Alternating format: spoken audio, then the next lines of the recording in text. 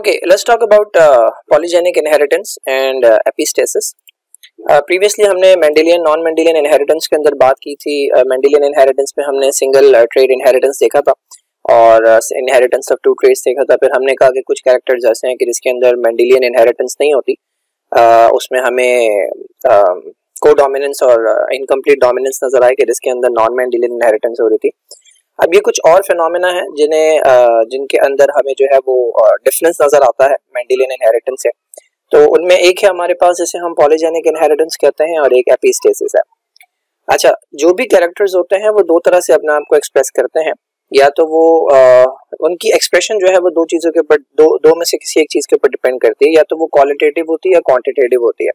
अभी तक हमने क्वालिटेटिव देखा था। क्वालिटेटिव के अंदर क्या होता है कि दो जीन्स हैं और कोई भी जो कैरेक्टर बनेगा, कोई भी जो कैरेक्टर एक्सप्रेस होगा वो डिपेंड करता है क्वालिटी ऑफ दैट जीन के ऊपर या क्वालिटी ऑफ दैट अलील के ऊपर, क्योंकि नंबर फिक्स था। किसी भी कैरेक्टर को अभी तक जो हम देखते आए थे उसमें दो ही जीन्स कंट्रोल कर रही थी।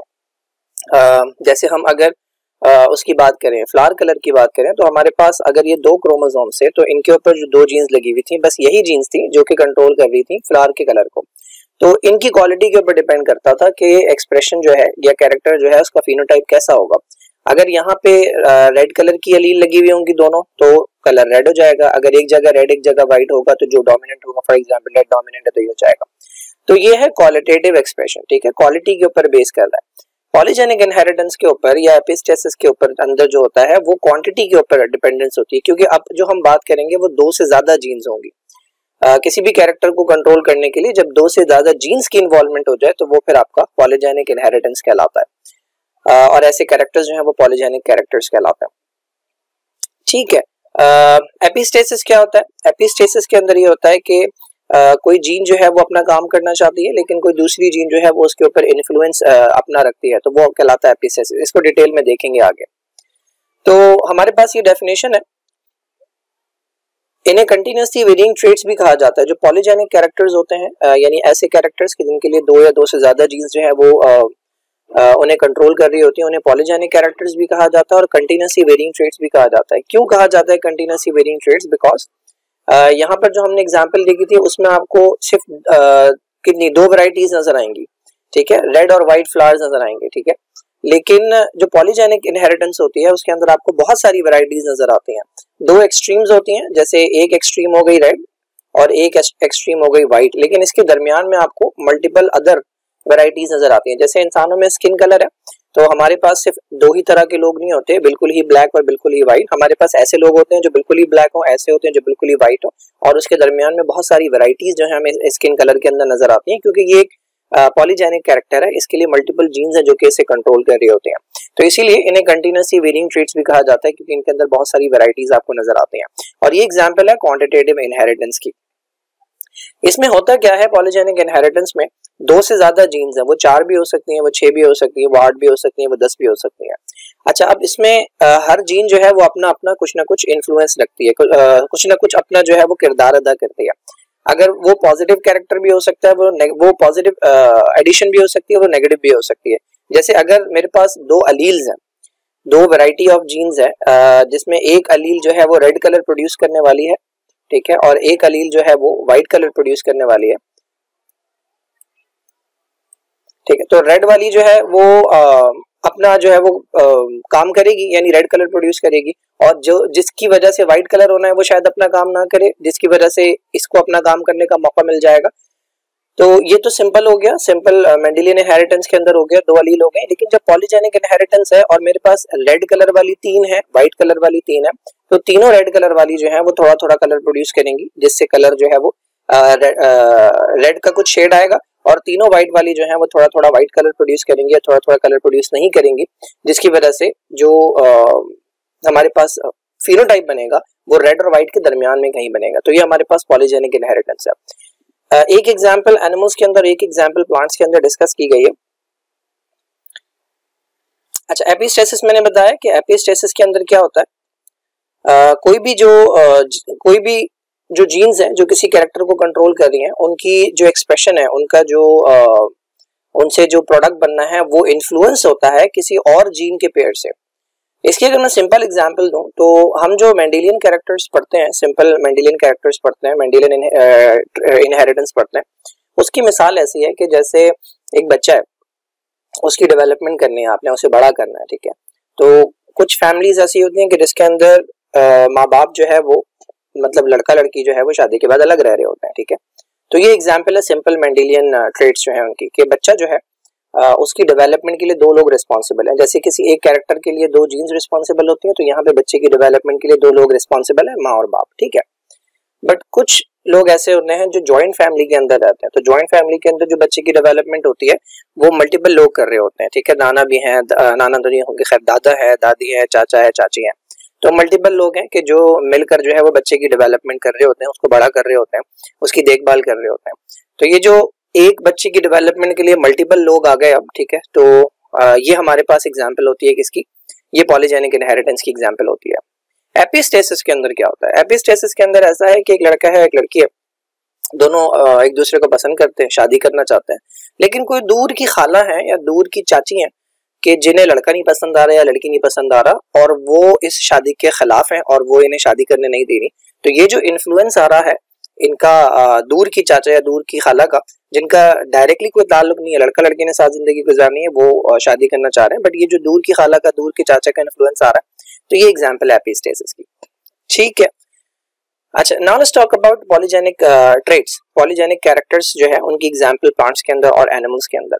तो एक बहुत ही अच्छी एग्जाम्पल प्लांट्स के अंदर जो है वो व्हीट का जो ग्रेन है उसका कलर है, और इन एनिमल्स के अंदर जो है वो स्किन कलर जो है वो एक एग्जाम्पल है पॉलीजेनिक ट्रेट्स की।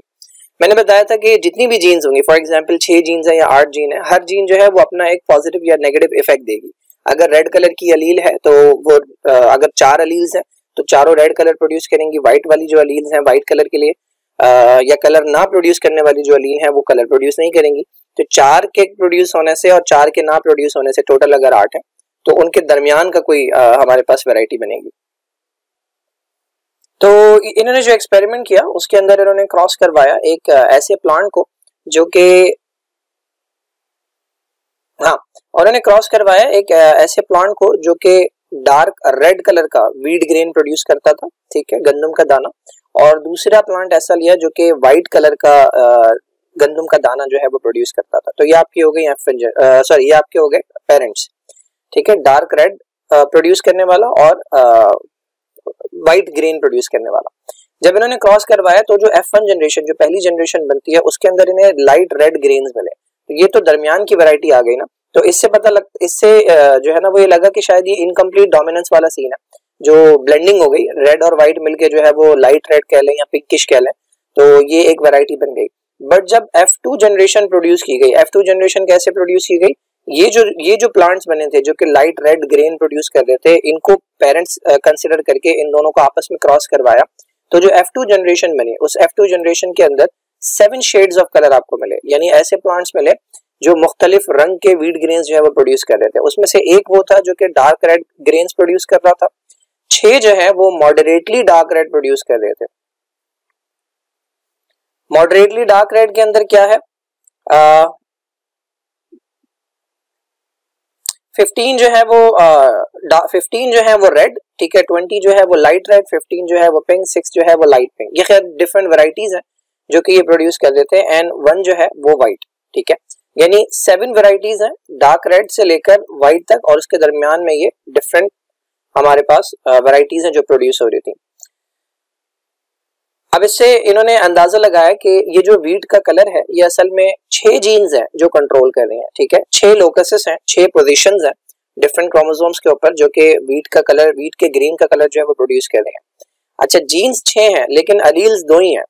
एक अलील वो है जो कि रेड कलर प्रोड्यूस करेगी, ठीक है, और एक अलील वो है जो रेड कलर प्रोड्यूस नहीं करेगी, ठीक है। तो जो रेड कलर प्रोड्यूस करने वाली अलील है वो डोमिनेंट है, क्योंकि हमने F1 के अंदर देखा था कि कंप्लीटली व्हाइट नहीं हुआ था। F1 के अंदर हमने देखा था कि पिंकिश था या इंटरमीडिएट वैरायटी बनी थी। इसका मतलब रेड कलर प्रोड्यूस करने वाली अलील जो है वो डोमिनेंट है। तो जो भी रेड कलर प्रोड्यूस करने वाली अलील है उनको कैपिटल से रिप्रेजेंट किया जा रहा है। तो 3 हमारे पास जो रेड कलर प्रोड्यूस करने वाली अलील है उनको हम कैपिटल A, कैपिटल B और कैपिटल C से रिप्रेजेंट कर रहे हैं, और जो रेड कलर प्रोड्यूस नहीं कर रही उनको हम स्मॉल ए, स्मॉल बी और स्मॉल सी से रिप्रेजेंट कर रहे हैं। तो टोटल हमारे पास 6 जीन्स है जो कंट्रोल कर रही हैं और अलील्स 2 ही हैं, ठीक है। कैपिटल वाली जो कि रेड कलर प्रोड्यूस करेंगी और स्मॉल वाली, ये दो अलील्स हैं, capital A capital small A, capital B small B and capital C small C. Okay, तो 3 डिफरेंट जीन पेयर्स हैं जो जैसे कि मैंने बताया 3 डिफरेंट जीन पेयर हैं, ये पहला है, ये दूसरा है, ये तीसरा है। इनको इन्होंने नाम दिए हैं capital A small A, capital B small B, capital C small C. Capital जो है वो रेड कलर के लिए रिस्पॉन्सिबल है और स्मॉल अल्फाबेट्स जो है वो रिप्रेजेंट कर रहे हैं उसको जो कि इस कलर प्रोड्यूस नहीं करेगी। और 3 डिफरेंट लोकाएं हैं, 3 डिफरेंट पोजीशंस हैं। किसी भी इंडिविजुअल के पास एक वक्त में 6 अलील्स होंगी। देखो अलील की वैरायटी 2 है, इस बात को समझने की जरूरत है कि अलील की वैरायटी 2 है। एक वैरायटी वो है, एक अलील की वैरायटी वो है जो कलर प्रोड्यूस कर रही है और एक अलील की वैरायटी वो है जो कलर प्रोड्यूस नहीं कर रही। लेकिन जब भी 2 वैरायटीज एग्जिस्ट करती हैं, जैसे अगर मैं कहता हूं कि किसी के अंदर सिर्फ 2 जीन्स हैं जो कि किसी कैरेक्टर को कंट्रोल कर रही हैं और इसके अंदर 2 ही वैरायटी है, ठीक है।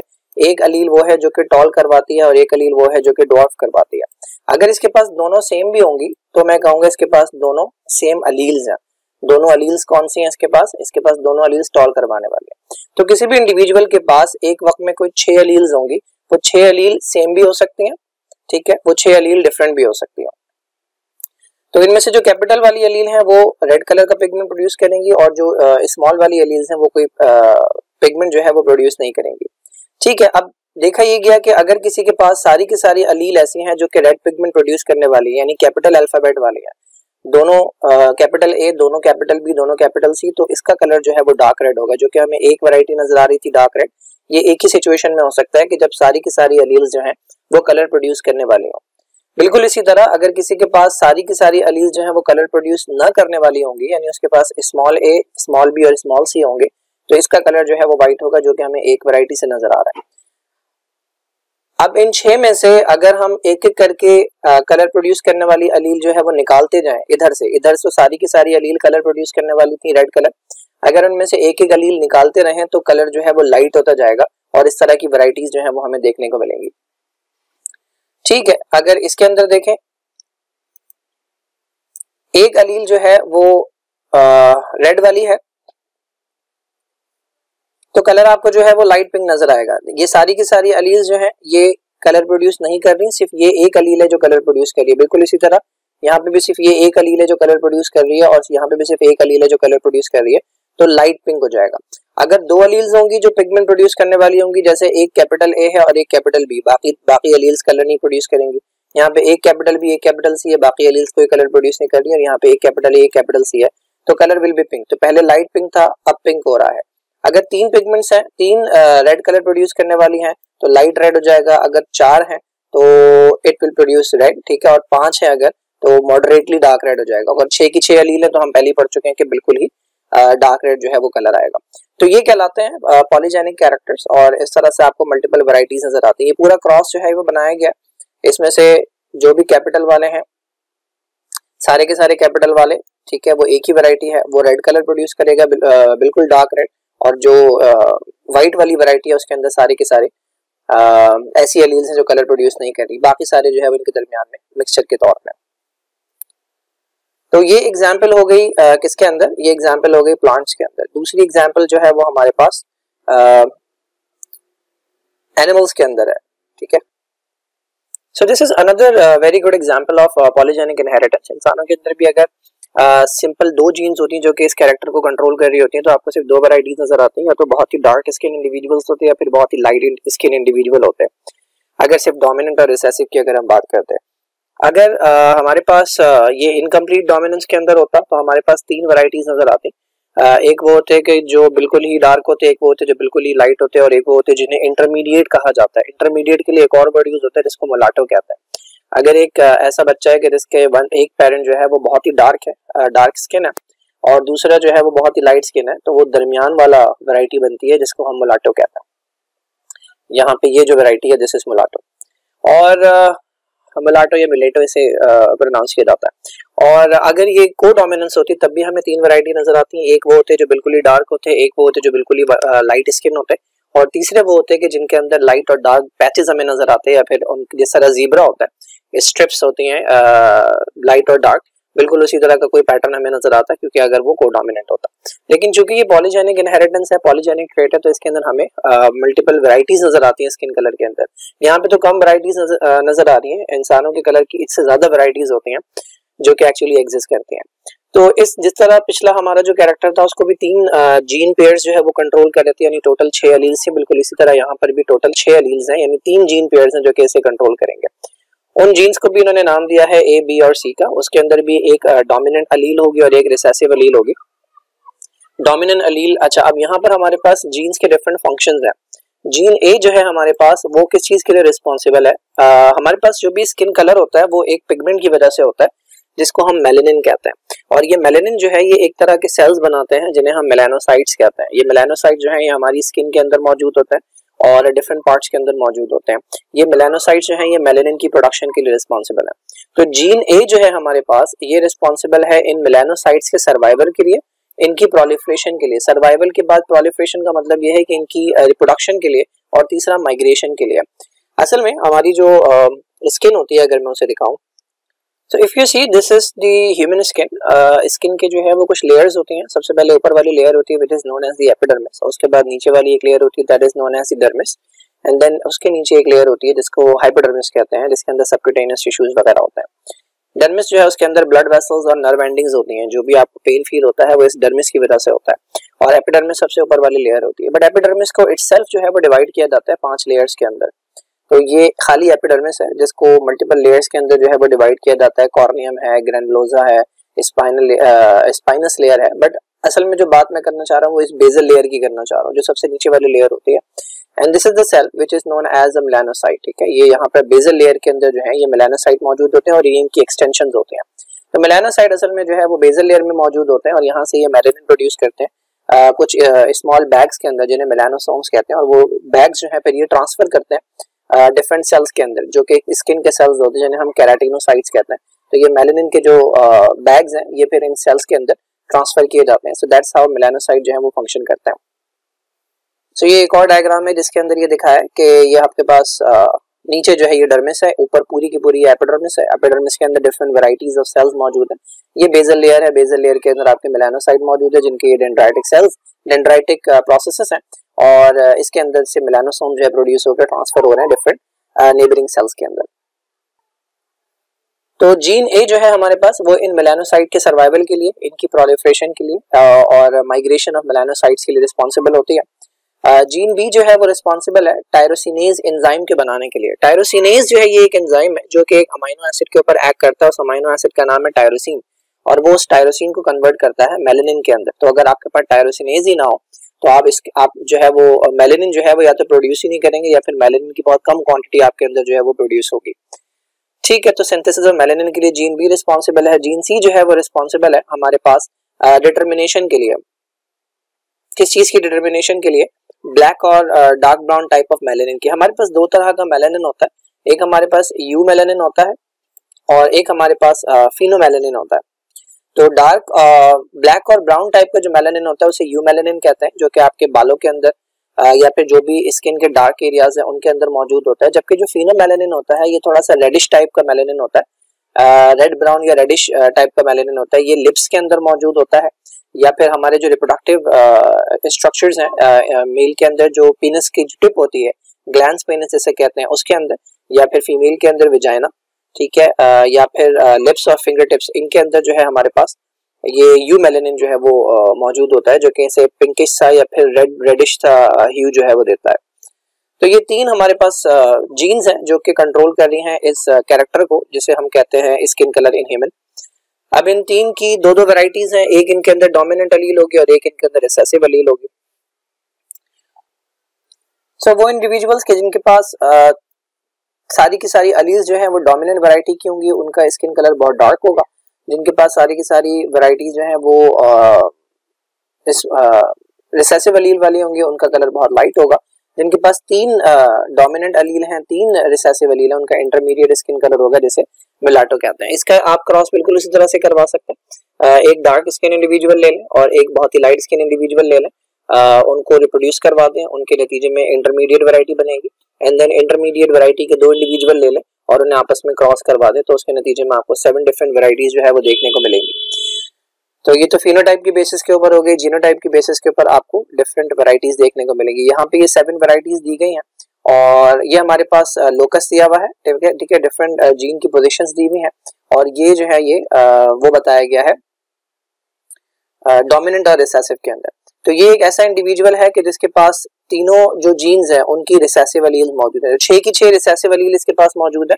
लोकस नंबर 1 के ऊपर भी दोनों रिसेसिव एलील हैं, लोकस नंबर 2 के ऊपर भी दोनों रिसेसिव एलील हैं और लोकस नंबर 3 के ऊपर भी रिसेसिव एलील है। तो सारी की सारी रिसेसिव एलील होने की वजह से ये बहुत ही लाइट स्किन इंडिविजुअल है। इनके पास सारी की सारी डोमिनेंट एलील्स हैं, ठीक है। ए जीन की भी दोनों डोमिनेंट एलील्स हैं, बी जीन की भी दोनों डोमिनेंट एलील्स हैं और सी जीन की भी दोनों डोमिनेंट एलील है। तो इनका कलर जो है वो बहुत ही डार्क है। यहाँ से अगर आप इस तरफ जाएंगे तो एक एक करके डोमिनेंट, यहाँ पे कोई भी डोमिनेंट एलील नहीं थी, यहाँ से एक एक करके डोमिनेंट एलील ऐड करते जाएंगे। इसमें सिर्फ एक डोमिनेंट एलील है, ठीक है, इसमें 2 डोमिनेंट एलील है, यहाँ पे 3 डोमिनेंट एलील हो गई, यहाँ पे 4, ठीक है, इसमें 5 और इसमें 6 की 6 डोमिनेंट एलील है। तो जिनके अंदर 3 डोमिनेंट एलील हैं, 3 रिसेसिव एलील है, वो इंटरमीडिएट वैरायटी है। और अगर इस तरफ जाएंगे तो लाइटर स्किन इंडिविजुअल और इस तरफ जाएंगे तो darker skin individual. So depending on how many alleles you have of each gene, कौन सी डोमिनेंट कौन सी रिसेसिव आपके पास है, तो इनकी कॉम्बिनेशन से, डिफरेंट टाइप के कॉम्बिनेशन से जो है वो डिसाइड होता है कि फिनोटाइप जो है वो क्या होगा। इसका चार्ट भी जो है ना वो इसी की तरह बनेगा जिस तरह का चार्ट ये बना हुआ है, इसीलिए शायद उन्होंने दोबारा नहीं बनाया। तो इसका चार्ट भी इसी तरह का बनेगा और इसमें आप नंबर भी काउंट कर सकते हैं। यहाँ पे 6 की 6 जो है वो डोमिनेंट एलील है, ठीक है, इसके अंदर 5 डोमिनेंट एलील है, इसके अंदर भी 5 डोमिनेंट एलील है, इसके अंदर भी 1 2 3 4 1 2 3, इसके अंदर 4 डोमिनेंट एलील है। तो डिफरेंट टाइप की different number of dominant allele जो है वो डिसाइड करेंगी कि जो वैरायटी है, स्किन वैरायटी है वो कैसी होगी। Okay, let's talk about epistasis. तो मैंने पहले भी बताया था कि एपिस्टेसिस के अंदर क्या होता है कि एक जीन जो है वो अपना काम करना चाह रही है किसी एक कैरेक्टर के लिए, एक पेयर ऑफ जीन से ज्यादा जो है ना वो इन्वॉल्व है, ठीक है। नॉर्मली ये होता है कि किसी एक कैरेक्टर के लिए 2 जीन्स होती हैं, यानी एक जोड़ी होती है, एक जोड़ी जीन्स की कंट्रोल कर रही होती है, लेकिन यहाँ पर एक जोड़ी से ज्यादा है। अच्छा, पॉलीजेनिक और एपिस्टेसिस के अंदर फर्क ये कि पॉलीजेनिक के अंदर वो जीन्स जो है वो अपना एडिटिव इन्फ्लुएंस देती हैं और सबका इफेक्ट मिलाकर जो है वो जो फाइनल फिनोटाइप है वो डिसाइड होता है। लेकिन एपिस्टेसिस के अंदर ऐसा नहीं होता है। एपिस्टेसिस के अंदर जो है वो ये होगा कि कोई जीन अपना काम करना चाह रही है बट दूसरी एक जीन है जो कहीं और लगी हुई है, वो उसे कंप्लीटली शट डाउन करवा सकती है, ठीक है। ऐसा नहीं होगा कि वैरायटीज आपको मिलेंगी, वो उसे कंप्लीटली शट डाउन करवा सकती है।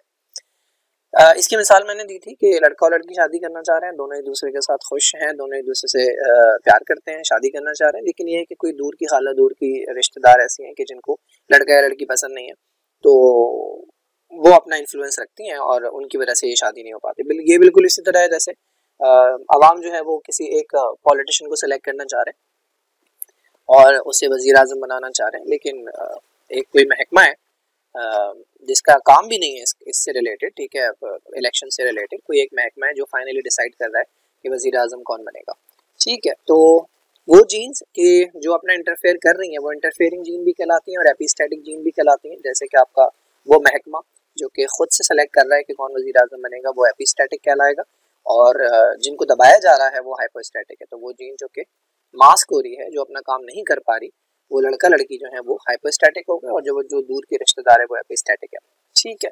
एग्जांपल्स की अगर हम बात करें प्लांट्स एंड एनिमल्स के अंदर, तो प्लांट्स के अंदर एक फॉक्स ग्लोव्स प्लांट है जिसका पेटल कलर जो है वो एक अच्छी एग्जांपल है और एनिमल्स के अंदर इन्होंने लैब्राडोर की एग्जांपल दी है, तो उसकी भी बात करेंगे ना। इस प्लांट के अंदर हमारे पास 3 जीन्स हैं, यानी 3 पेयर्स ऑफ जीन्स हैं जो कि कंट्रोल कर रहे हैं इसको। तो पहले जो हमारे पास वैरायटी है वो है वो जीन्स जो कि एक्चुअली कलर जो पिगमेंट प्रोडक्शन के लिए रिस्पॉन्सिबल है। अब इसमें एक पिगमेंट है जिसको एंथोसायनिन कहते हैं, जो कि पर्पल पिगमेंट है, जिसकी वजह से फ्लावर का कलर जो है वो आपको पर्पल नजर आएगा। अब इस जीन की 2 अलील्स हैं, ठीक है। एक अलील आपकी वो है जिसको आप कैपिटल M कह रहे हैं, ठीक है, ये एंथोसायनिन पिगमेंट प्रोड्यूस करेगी और एक अलील इसकी वो है जो कि स्मॉल m है, ठीक है, जो कि ये पिगमेंट प्रोड्यूस नहीं करेगी, ठीक है। तो अब जाहिर है जब 2 अलील होती हैं तो आपके पास 3 वैरायटी होती है, या तो किसी के पास दोनों अलील जो हैं वो डोमिनेंट वाली होंगी तो ये होमोजाइगस डोमिनेंट कहलाएगा। इस सिचुएशन में कलर क्या होना चाहिए, इस सिचुएशन में कलर पर्पल होना चाहिए। बिल्कुल इसी तरह अगर किसी के पास ये वाली वैरायटी है, इसको आप हेटेरोजाइगस कहते हैं, इसमें भी चूंकि डोमिनेंट मौजूद है तो इसका कलर भी पर्पल होना चाहिए। और एक वैरायटी होगी जिसको आप कहेंगे स्मॉल एम, जिसके पास दोनों रिसेसिव एलील है, तो ये दोनों ही पिगमेंट प्रोड्यूस नहीं करेंगी, तो इस सूरत हाल में क्या होना चाहिए, व्हाइट कलर होना चाहिए, पर्पल कलर नहीं होना चाहिए। ठीक है, लेकिन खाली इस पैटर्न से डिसाइड नहीं होगा। अब हमारे पास और जीन्स भी हैं जो कि इसी कैरेक्टर को इन्फ्लुएंस कर रही हैं। हमारे पास एक और जीन है जिसकी दो अलील्स हैं, एक कैपिटल डी है और एक स्मॉल डी है। ये वाली जीन है ये असल में इनहेंसर है एंथोसाइनिन के लिए। यानी एक तो ये है ना कि एंथोसाइनिन प्रोड्यूस हो रहा है, एक ये है कि ज्यादा प्रोड्यूस करवाया जाए। ठीक है, तो अब इसकी भी दो वैरायटीज हैं। अगर किसी के पास दोनों अलील्स कैपिटल डी होंगी तो ये एनहेंस करेंगी, ज्यादा पर्पल कलर प्रोड्यूस होगा। अगर किसी के पास कैपिटल डी और स्मॉल डी है, स्मॉल डी जो है ये एनहेंस नहीं करती, तो लेकिन चूंकि कैपिटल डी डोमिनेंट है तो इसके अंदर भी कलर प्रोड्यूस होगा, लेकिन उतना नहीं होगा जितना इसके अंदर होना चाहिए। और एक हमारे पास वैरायटी है स्मॉल डी, ये दोनों जो है ये इनहेंस नहीं करेंगी। तो जब ये इनहेंस नहीं करेंगी तो नॉर्मल क्वांटिटी के अंदर जो है वो पिगमेंट जो है वो प्रोड्यूस होगा। ठीक है, तो कैपिटल डी वाली जो अलील है वो एक इनहेंसर है, एंथोसाइनिन की इनहेंसर है, और इस जीन की जब एक्सप्रेशन होगी, ये जब अपना काम करेगी तो पेटल्स जो है वो और डार्कर प्रोड्यूस होंगे। जबकि ये वाली वैरायटी जब होगी, किसी के पास अगर दोनों वैरायटी ऐसी है, दोनों अलील ये वाली है जो कि इनहेंस नहीं करेंगी, तो नॉर्मल पिगमेंट जो है वो प्रोड्यूस होगा। अब आ जाती है एक तीसरी जीन जो किसी और लोकस के ऊपर मौजूद है। ठीक है, ये तीसरी जीन जो है हमारे पास, इसको हम रिप्रेजेंट कर रहे हैं W से। एक हमारे पास इसके अंदर डोमिनेंट अलील है और एक इसके अंदर रिसेसिव अलील है। अच्छा, अब इससे जो है ये जो भी पिगमेंट प्रोड्यूस हो रहा है उसकी डिस्ट्रीब्यूशन के ऊपर ये इफेक्ट जो है वो प्रोड्यूस कर रही है। तो इसके अंदर जो एक वैरायटी है कैपिटल W, तो वो कैपिटल W जो है वो पिगमेंट की डेपोजिशन को अफेक्ट करती है। यानी अगर एक हमारे पास ये पेटल है, ठीक है, ये हमारे पास पेटल है, तो इस पेटल के अंदर क्या पूरे पेटल के अंदर पिगमेंट डिपॉजिट होगा या फिर पूरे पेटल में नहीं होगा? ये जो डिस्ट्रीब्यूशन है इसको अफेक्ट करने वाली जो जीन है वो W से रिप्रेजेंट हो रही है। तो कैपिटल W वाली जो अलील है वो प्रिवेंट करती है पिगमेंट डेपोजिशन को, सिवाय कुछ एरियाज के। तो बहुत फॉर एग्जांपल इस छोटे से एरिया के अंदर ये पर्पल कलर डिपॉजिट हो गया, इस छोटे से एरिया में पर्पल कलर डिपॉजिट हो गया, बाकी जगहों पे नहीं हो रहा, तो ये वाली अलील ये वाला काम करवाएगी। मतलब किसी के पास अगर दोनों कैपिटल W हैं तो पिगमेंट डेपोजिशन यूनिफॉर्म नहीं होगी, डिस्ट्रीब्यूशन जो है वो कहीं कहीं होगी, स्पॉट्स की फॉर्म में होगी, हर जगह नहीं होगी।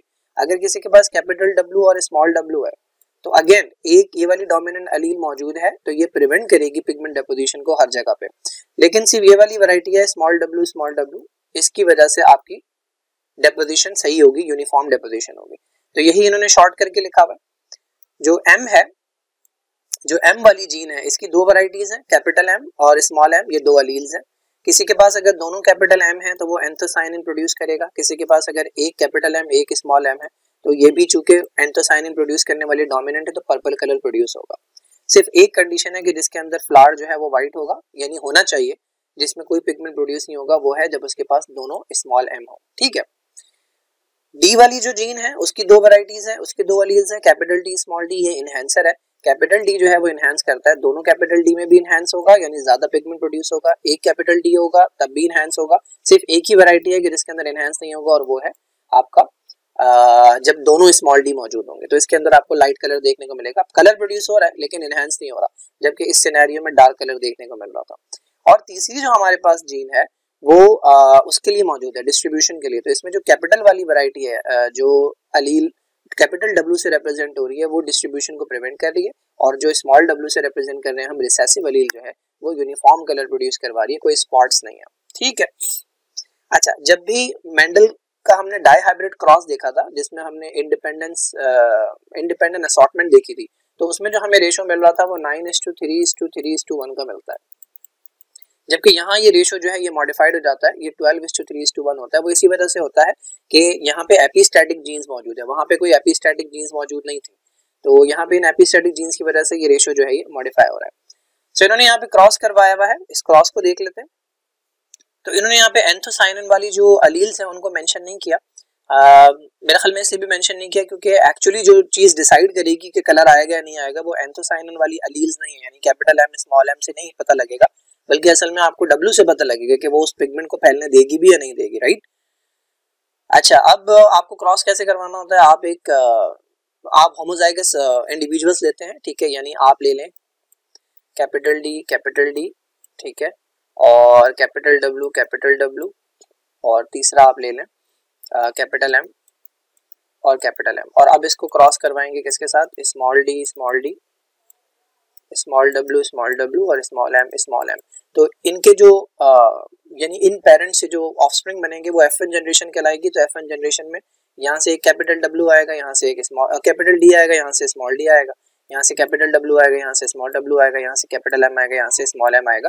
तो ये वाली वैरायटी आपको देखने को मिलेगी, ठीक है, capital D, capital W, small W, और यहाँ पे जो चीज नहीं लिखी हुई वो है कैपिटल एम, स्मॉल एम, और यहाँ पर भी कैपिटल एम, स्मॉल एम, ठीक है। तो ये F1 जनरेशन के अंदर बने, फिर इन्हें आपस में क्रॉस करवाया, तो उसके नतीजे में ये वैरायटी आपको देखने को मिली। अब इसको थोड़ा सा गो थ्रू कर लेते हैं। लेकिन पहली वैरायटी अगर आप देखें तो इसके अंदर हमारे पास दोनों एनहेंसर मौजूद हैं, ठीक है। अगर मैं इस गैमेट को पूरा भी कर दूं, अगर मैं इनमें से M वैरायटी भी दे लूं, तो देखें ये पहला गैमेट जो बना है उसमें आपको पता है कि ये 6 अलील जो है, इनमें से 3 अलील जाएंगी एक किसी गैमेट के अंदर। तो कैपिटल डी आ गया इधर, डब्ल्यू में से कैपिटल डी उठा के हम ले आए इधर, तो एम में से भी कैपिटल एम ले आते हैं, ठीक है। तो ये कैपिटल एम है यहाँ पे। इसी तरह से यहाँ पर भी ऐसे ही होगा, तो यहाँ पर भी एक कैपिटल एम होना चाहिए। इसका मतलब ये है कि इसके पास दोनों कैपिटल एम है। आपको पता है कैपिटल एम जो है वो एंथोसाइनिन प्रोड्यूस करता है, ठीक है।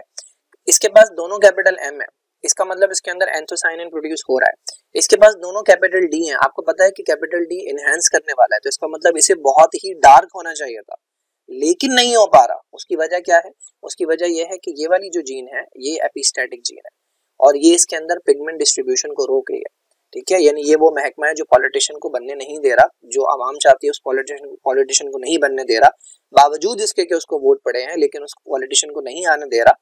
तो ये है इंटरफेयरिंग जीन, ये आपकी एपिस्टैटिक जीन है।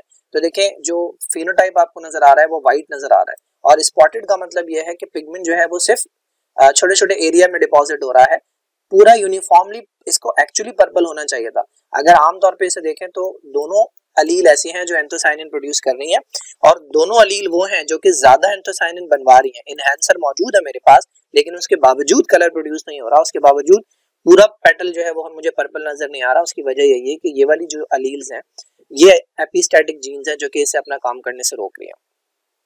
बिल्कुल इसी तरह इसके अंदर अगर आप देखें तो ये सेकंड गैमेट है, ठीक है।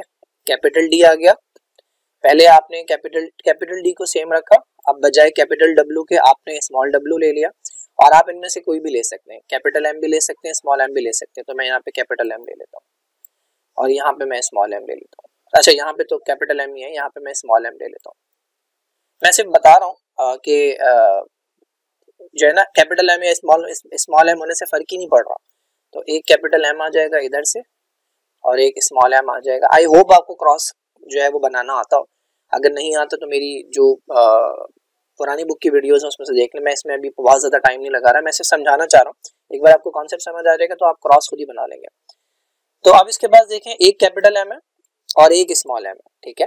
कैपिटल एम एंथोसाइनिन प्रोड्यूस करेगा, कैपिटल डी दोनों मौजूद है, यानी ये इनहेंस भी करेगा, लेकिन उसके बावजूद जो इसका जो पेटल है वो पर्पल नहीं है। उसकी वजह क्या है, उसकी वजह यह है कि इसके पास एक कैपिटल डब्ल्यू मौजूद है जो कि इंटरफेयर करने वाली जीन है, और ये इसे अपना काम नहीं करने दे रही। अगेन ये व्हाइट है, ठीक है। तो जहां जहां आपको व्हाइट नजर आ रहे हैं, इट डजंट मैटर कि उसके पास दोनों कैपिटल एम है या उसके पास एक कैपिटल एम है और एक स्मॉल एम है, कोई भी कंडीशन इसके अंदर होगी, ये जब तक जहां जहां कैपिटल डब्ल्यू आपको, एक भी कैपिटल डब्ल्यू जहां पे आपको नजर आएगा वहां पे आपको यूनिफॉर्म पिगमेंट प्रोड्यूस होता हुआ नजर नहीं आएगा। उसकी वजह यह है कि ये इंटरफेयरिंग जीन है, ये एपिस्टैटिक जीन है, ये इन्हें अपना काम करने से रोक रही है।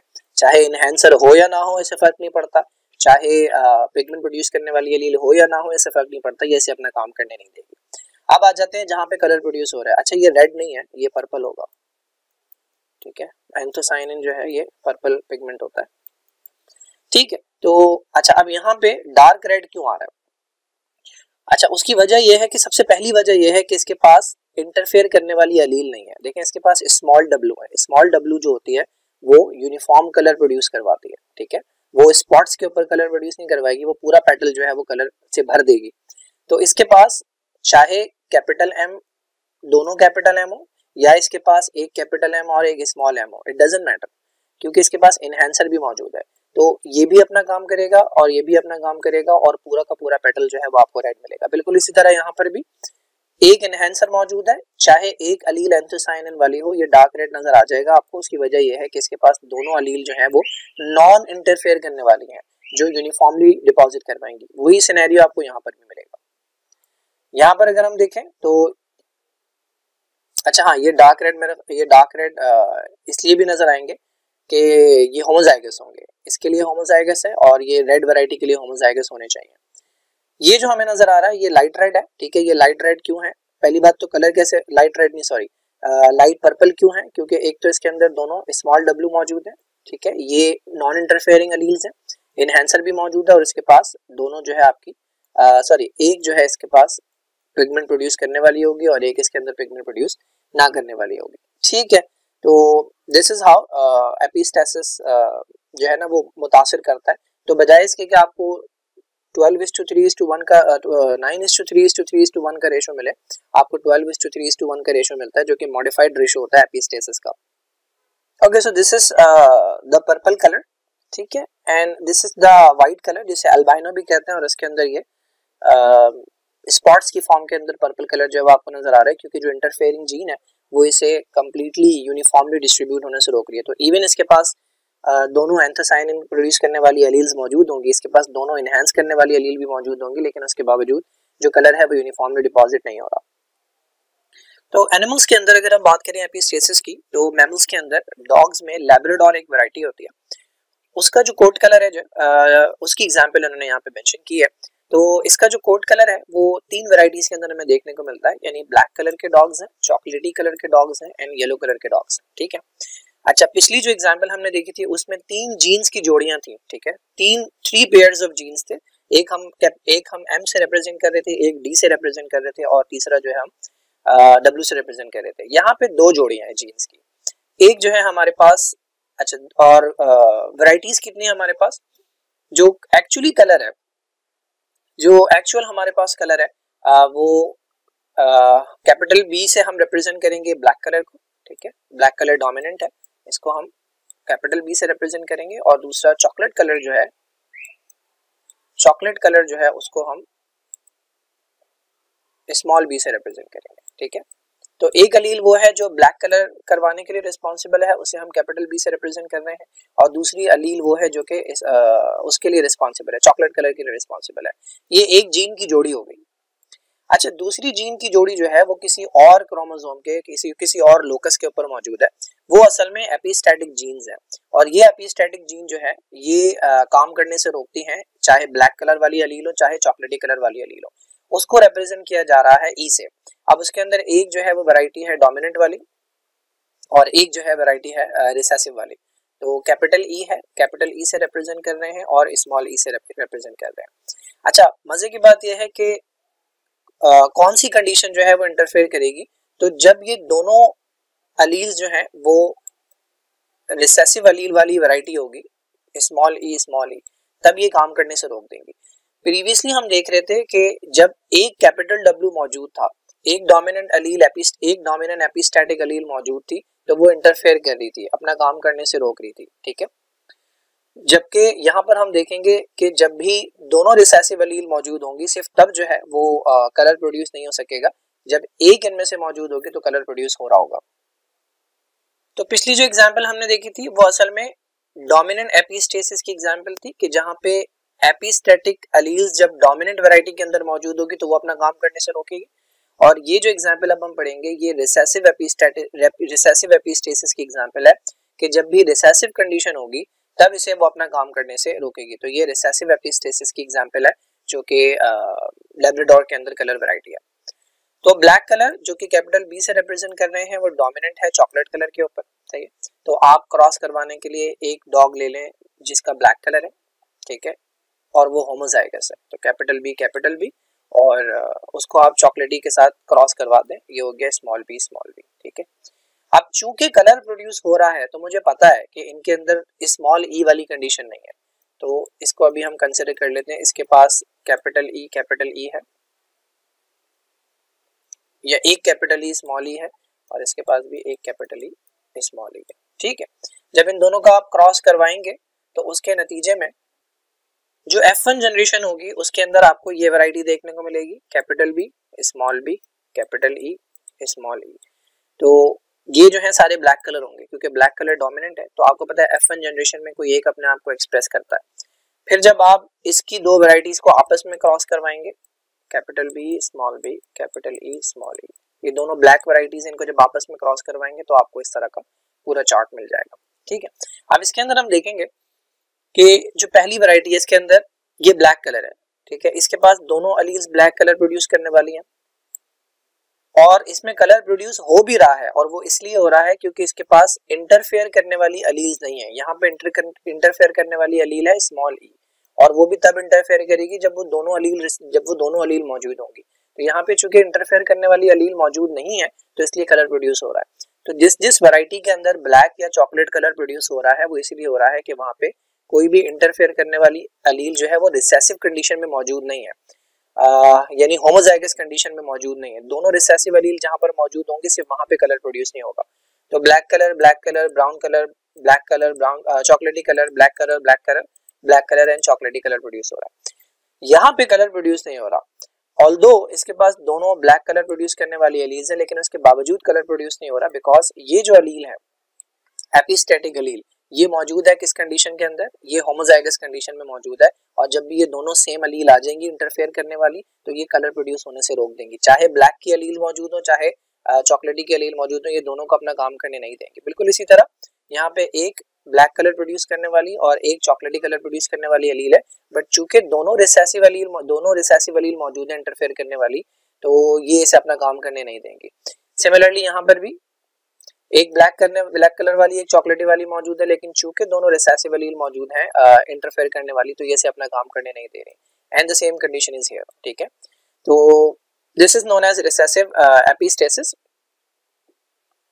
जो भी एपिस्टेसिस का रेशियो मॉडिफाई होता है ना 9:3:3:1 से ये जो हो जाता है आपका